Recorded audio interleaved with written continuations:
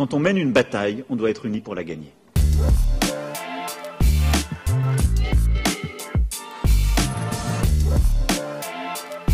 Je pense que toutes celles et ceux qui cherchent déjà à faire des procès, alors que nous n'avons pas gagné la guerre, sont irresponsables. C'est un peu excessif, mais disons qu'il doit être, il est au bout de sa vie, là, il est fatigué, ils sont sous la pression. L'essentiel pour nous, c'est que le pouvoir, qui est très concentré aujourd'hui sur quelques personnes, écoute ce qu'on lui dit, n'ait pas peur du dialogue, n'ait pas peur de la critique, parce que c'est une critique qui, dans le contexte actuel, est forcément bienveillante. Qu'on ne me demande pas l'unité nationale autour de mensonges.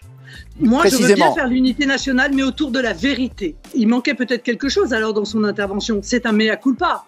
C'est de dire, moi, Emmanuel Macron, je me suis trompé. Moi, je m'étais toujours demandé depuis le démarrage de cette crise que nous soyons dans une forme d'unité. Il ne s'agit pour personne de se poser en donneur de leçons. La démocratie n'est pas en quarantaine, c'est le virus qu'il faut mettre en quarantaine, et donc c'est la raison pour laquelle nous devons continuer à parler, à exprimer et dire parfois aussi ce qui ne marche pas pour que le gouvernement puisse prendre les bonnes décisions. Nous n'avons jamais été informés des stratégies qui étaient posées par le gouvernement.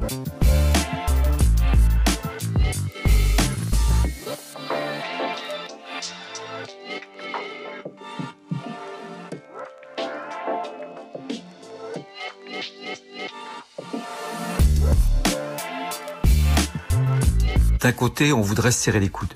Et puis de l'autre, il y a une gestion chaotique.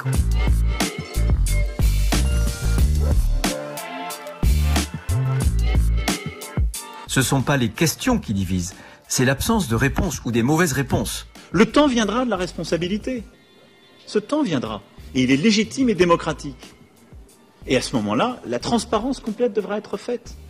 Mais j'appelle d'abord à la dignité et à l'esprit de responsabilité celles et ceux qui construisent des certitudes avec les connaissances d'aujourd'hui quand ça n'était pas celles d'hier.